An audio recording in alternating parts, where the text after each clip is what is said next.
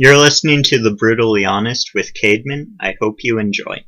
Marina! Hi! Cademan, hi. How are you? Pretty good so far. Okay. That is good. So, I wanted to talk to you about a topic that was touched on last time a little bit. And you can listen to that when it comes out tomorrow at the time of this recording, which we just talked about before we started recording. So it'll be out long before this comes out. Yep. Exactly. Probably a week before this comes out, maybe. Depending on how much I slack on it. But anyway, regardless, I just wanted to talk about gender roles, kind of. So I guess I'll start just by asking you, what do you think a woman should look like, biblically speaking, I guess? I hope we're not talking physical, right? Because they can come in all shapes and sizes. Unless you want to go that direction. I don't think I will. Well, I think that as unclear as our culture is on what a woman should look like, it's very clear in the Bible. So we have a very clear definition of what we ought to be like. When God created women, he said it's not good for man to be alone, and so he created women. So we're here as a helpmate to man, but that's not to say we're any lesser, because I mean we're all created equal. But I think the best place to find what a woman should look like is Proverbs 31, because it just gives us a really clear picture. Which says Everything. I mean, you could read the whole thing. I don't know it by heart, but it talks about how being a woman is kind of an art. Like it's something to be proud of. It's not something that should be looked down upon, or that you should look down on yourself for being such. Sure. Proverbs 31 says she's clothed with dignity and strength, and it paints a really pretty picture of what a woman of God should be. Okay. Cool. So, I guess another question would be, I've heard a lot of people that are female say that, like, being a female is kind of hard because a lot is expected of you. Do you think that's true? I think a lot is expected of us, but I think there's also a lot expected of men, so I don't really think we can brag and say there's more expected of us, because for every hard part of being a woman, there's a hard part of being a man. Like, it's pretty equal in that sense. But from our perspective, obviously our problems seem harder. Because we're the ones experiencing naturally. Yeah, that makes sense. But it's something that I said on the last podcast, which is very good. You can listen to it tomorrow. But if you're not you and you're someone who's listening to this, you can listen to it whenever. You can listen to it right now instead of listening to this.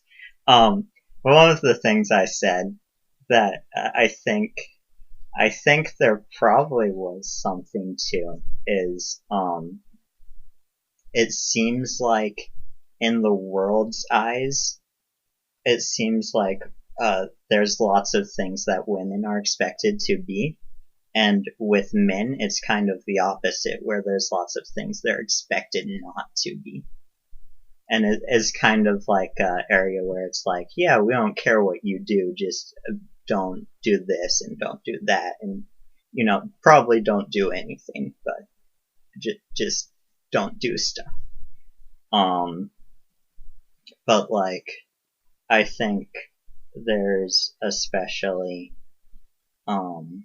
I've seen a lot of, like, just young men being quite looked down upon for just, young men stuff, if that makes sense. There's kind of culture tends to be, tends to lean more towards, uh, like, um, like in the school and stuff, it tends to be be quiet and listen, and men are generally speaking, not all the time, but generally speaking, tend to be more loud and tend to learn more by acting. But so I think there is kind of an area that's hard for men because it's like not is expected of them, I think, and also there's kind of a like everyone's expected to be disappointed by their sons because they're expected to just stay in their room and play video games. Mm-hmm. And that's, that's not everyone, of course, but mm-hmm. that is something I see a lot in a lot of young men where it's they just want to be recognized, but then they aren't. So then it messes with them in different ways and stuff. So would you say that young women are more is expected of them, or they are recognized more? I would say so, yes. Why is that? See, that's the thing is, I don't know. I honestly don't know. But from looking around, what I see,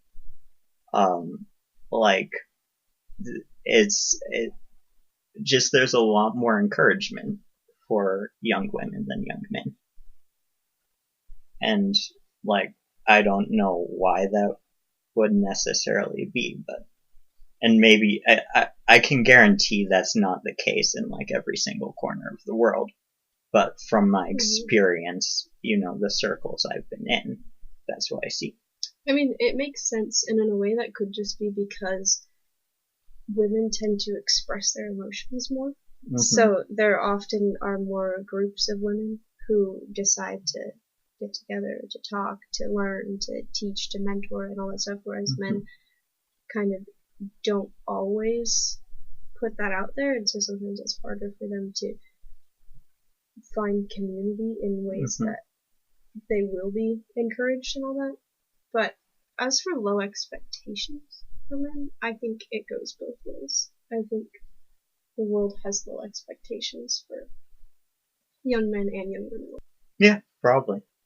I mean, and once again, it's I would say, just out of instinct, I would be yeah, it's probably harder to be a guy because, I've lived that. That's, I've never been a woman, contrary to Michael's beliefs.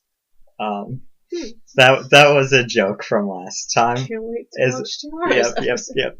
I said something along the lines of, but I'm not a girl. And then Michael was like, oh, really? I never noticed. I see. And then, yes. So it was kind of a reoccurring joke. Mm-hmm.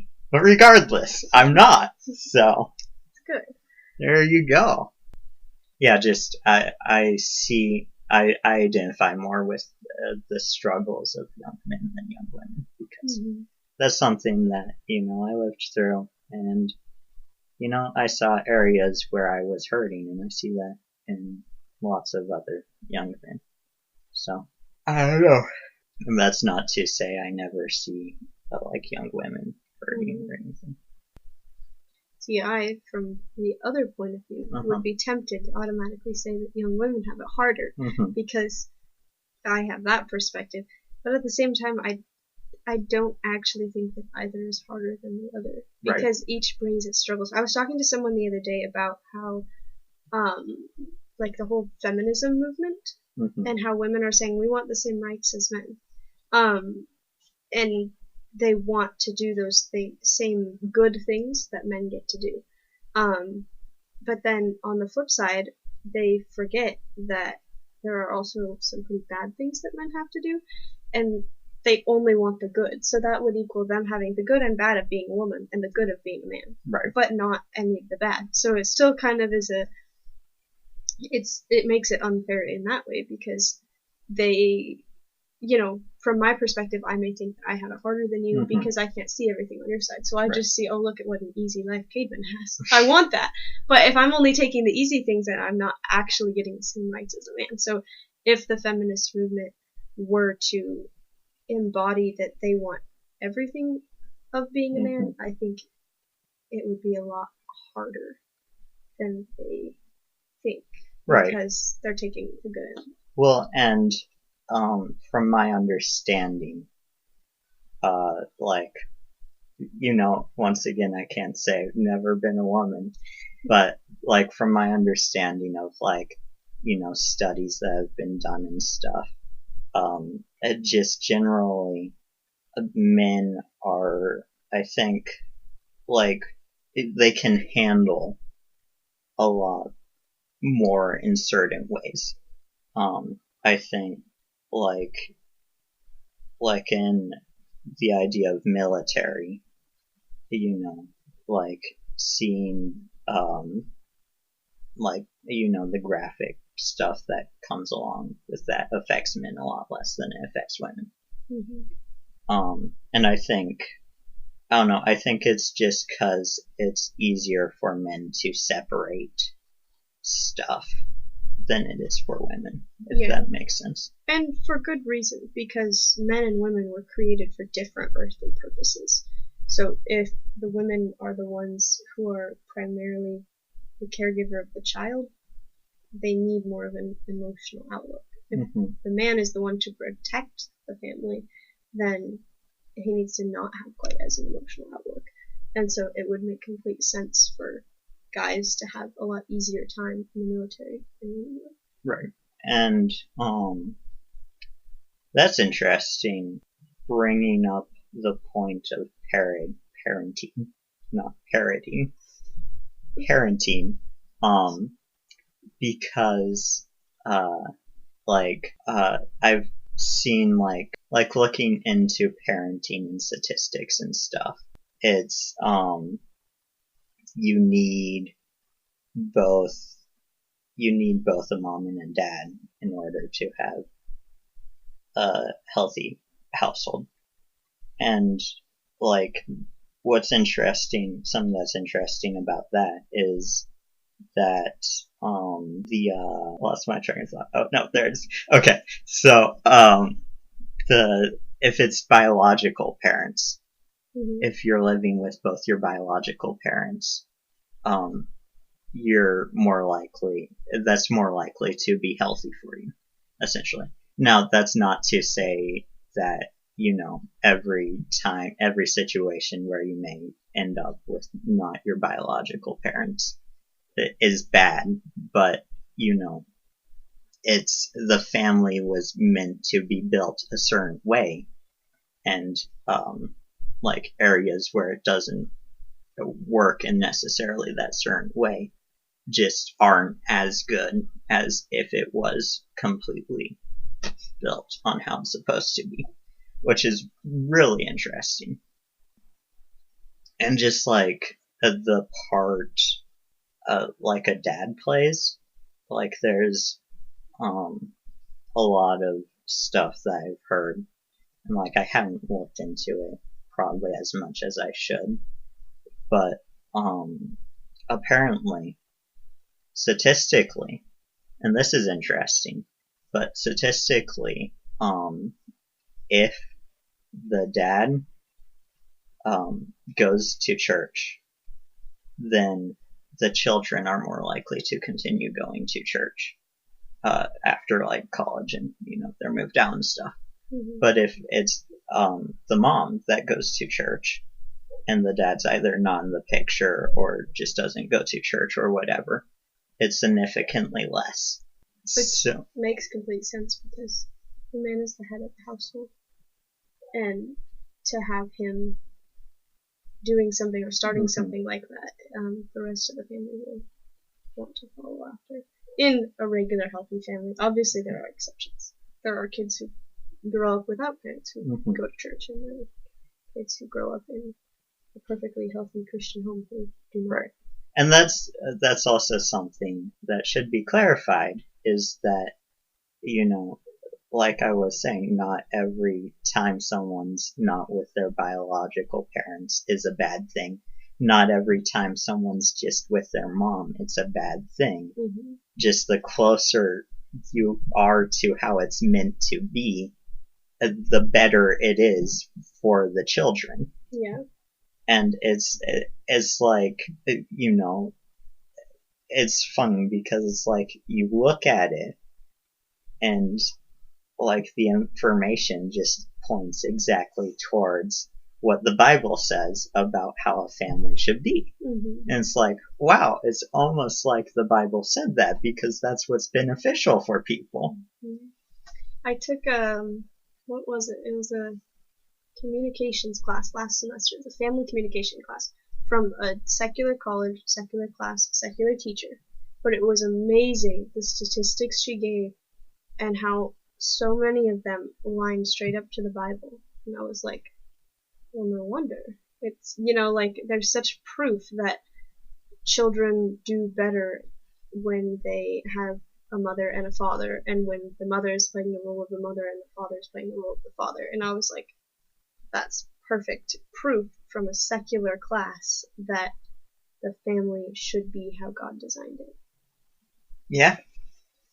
Which is why it doesn't work to have two mothers or two fathers. Yep. Also, that goes back to biological parents. Mm-hmm. In that situation, it's not gonna be completely biological. That's true. Don't want to get into the details, but it just doesn't work. Yeah. Yeah, so that's one of those things where it's like people are like, oh yeah, if both the parents love the kid, like what does it matter? And it's like, sure, definitely both the parents should love the kid. That's beneficial. Probably that's more beneficial than two biological parents that hate the child. That would be rough. But is like essentially is the same thing. It just goes back to like the closer you can get it to how it's meant to be, the more gooder it will be. Like that's just science, I guess. Yeah. It's not even like even if you don't believe the Bible, unless you think everyone's just lying to you about facts and stuff, it seems clear that the Bible's version of a family is the most healthy version of a family. Yeah, you can't ignore what you see around you, and the facts definitely prove the Bible in that sense. Which is fun. It's great. It's exciting. This conversation will continue in the next part of this episode.